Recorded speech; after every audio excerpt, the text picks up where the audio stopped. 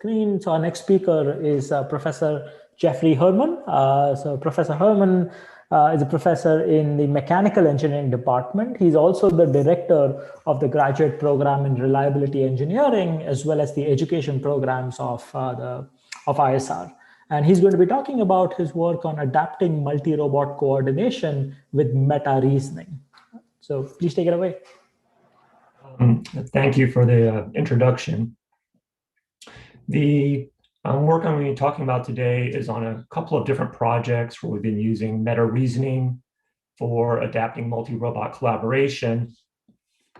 And we've had a number of different papers and presentations appear. I'll mention those later.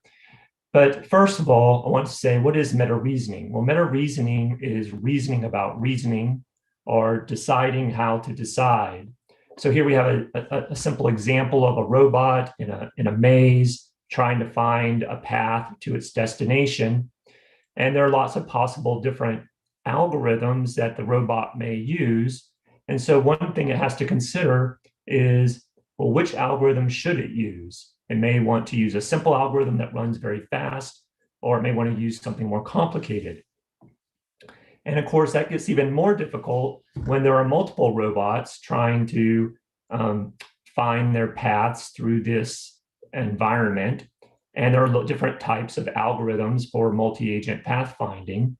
And so that robots have to decide, again, which algorithm are they going to use. And there's different choices, algorithms that are faster, some algorithms that take more time and effort, but may find better solutions. And so this is kind of the essence of meta-reasoning, is determining how to reason, right? And it may be selecting an algorithm, or it may be adapting some other aspect of the reasoning process. And this is especially important because we want to reduce the size, weight, and power of the computational resources that are required for reasoning. And instead of implementing a single algorithm and requiring that the robots always use a single algorithm all the time,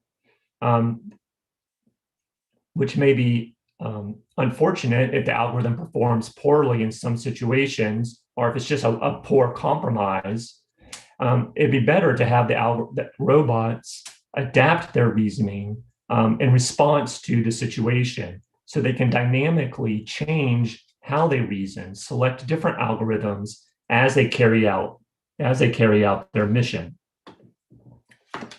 So we have a number of different papers that have appeared so far, and a number of student theses that have completed. But today I'll be highlighting one particular project that I did with my colleagues, Shapur Zarn and Michael Odi and Mumu Zhu, and a team of talented students from aerospace engineering and mechanical engineering and systems engineering. And this project was funded by the Air Force Research Laboratory, and it finished last year. And I'll be summarizing some of the results from this project, which focused on systems with variable communication availability, where the communication is not perfectly reliable. And how are the robots or agents going to collaborate? So this figure kind of suggests the idea, right? We have a team of agents that are trying to perform some kind of mission, and some of them can communicate well, but a couple of them are unable to communicate with the others.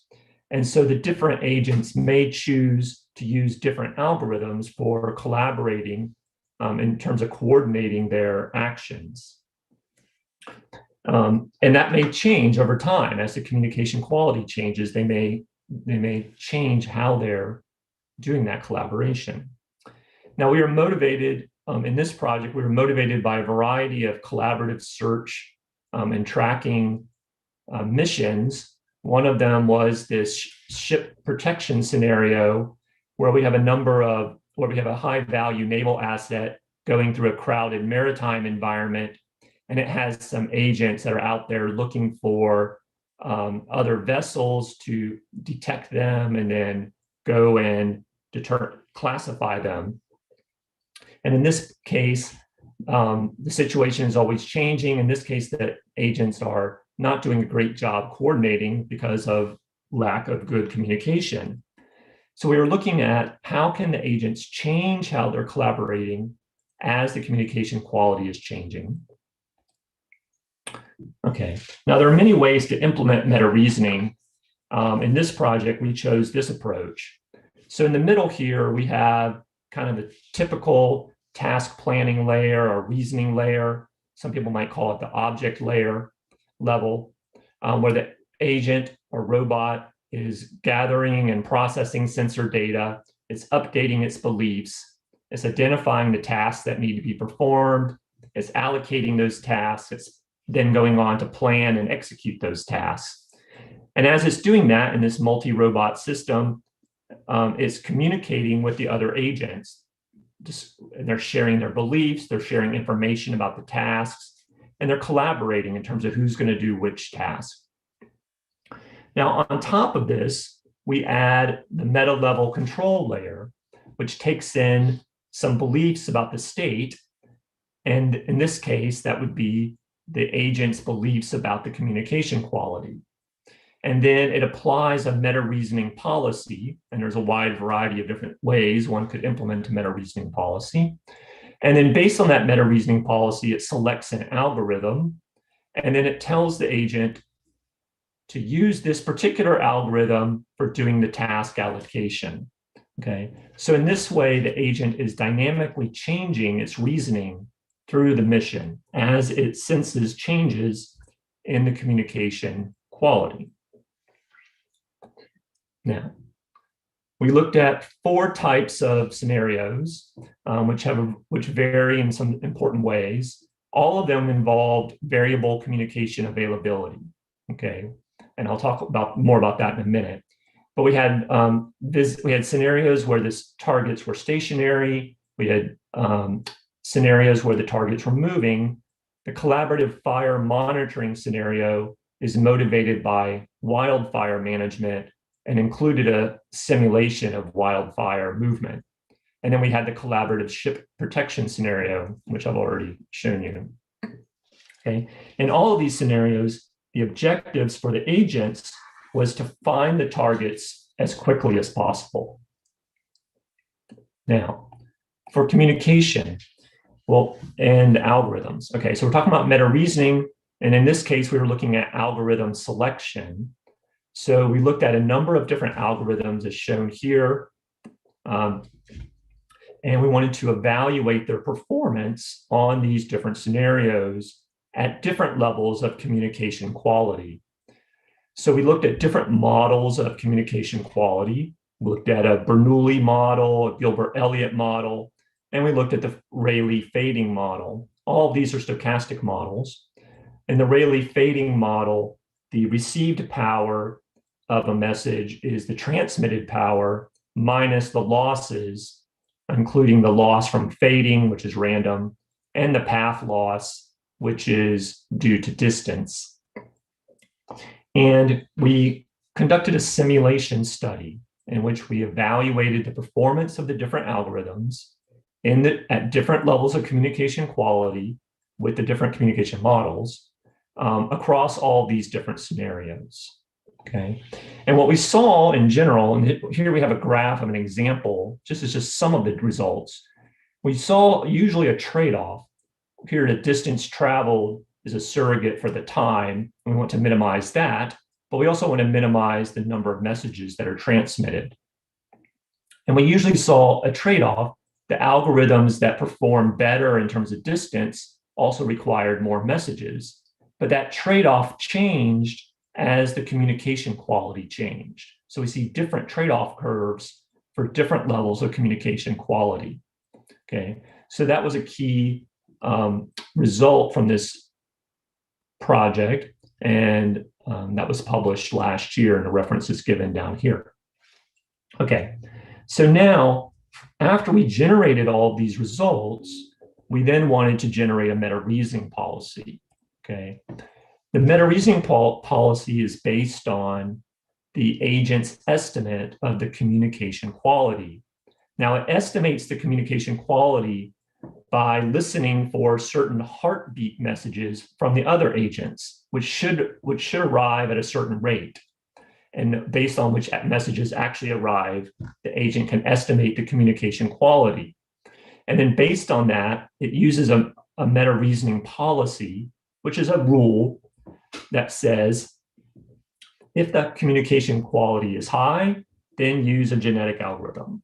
If the communication quality estimate is in medium, then use a decentralized Hungarian algorithm, which is solving an optimization problem. And if the estimated communication quality is low, then switch to the performance impact algorithm, which is a version of the consensus-based bundle algorithm. And so the agent is switching algorithms throughout the mission based on its current estimate of the communication quality. We also looked at using formal methods for constructing the meta-reasoning policy, but here today I'll just talk about this rule-based approach. We looked at a number of communication scenarios. We looked at scenarios where the communication quality improved from low to medium to high. And then we also looked at scenarios where the communication quality went down and then improved back to high, okay? And we wanted to we evaluated the meta-reasoning policy for the different scenarios versus the algorithms that were in the meta-reasoning policy. And what we saw was that in some cases, the meta-reasoning policy dominated the other algorithms in terms of having less distance traveled and fewer messages. In other cases, there was more of a trade-off where the meta-reasoning policy generated solutions with less distance traveled, but also had a slightly higher number of messages, okay? So we see that these results and others that are not shown here give us some evidence that the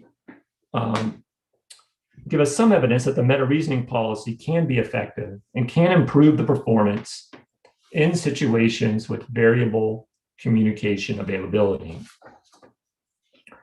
Now, since then, we started looking at a number of other situations. And so more recently, we've been looking at doing meta-reasoning policies for other problems and generating these policies using machine learning and other data-driven approaches. So we've looked at multi-agent pathfinding and looked at using meta-reasoning so that the agents or robots can select between different pathfinding algorithms. And this is work that was done by Samuel Langlois. Feroz Shink was recently looking at multi-agent pursuit evasion problems in three-dimensional space and looking at when agents should switch from a Voronoi partitioning approach to a direct pursuit approach. This is a decentralized approach.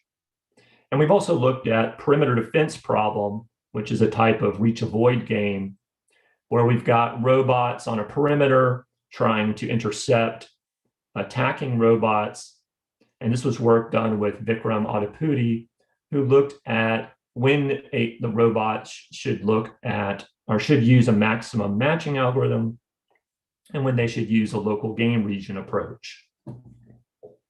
In all this work, what we're trying to determine is whether meta-reasoning can yield high-quality solutions with less computational effort in order to reduce the size, weight, and power of the computational resources required for reasoning and planning and collaborating in these types of multi-agent missions. I want to thank again my collaborators and our students for all their hard work on this research. And if anyone would like more information, please reach out and contact me. I'll be happy to send you links to our papers and answer any questions that you have. Thank you. Thanks a lot for a very cool talk. I'm going to applaud on behalf of everyone. So I actually had a question myself. I was curious about the switching costs, or is there a way of taking switching cost into account when you want to switch from one policy to another? And if there is some notion of hysteresis that may be built in, because I think it's not clear if you make the decision once and then that's a decision that you stick with, or if for tasks that happen over long periods of time, where you may have to switch between policies as the quality changes, sort of how does the temporal aspect of, or the cost overhead of switching from one policy to another taken into account?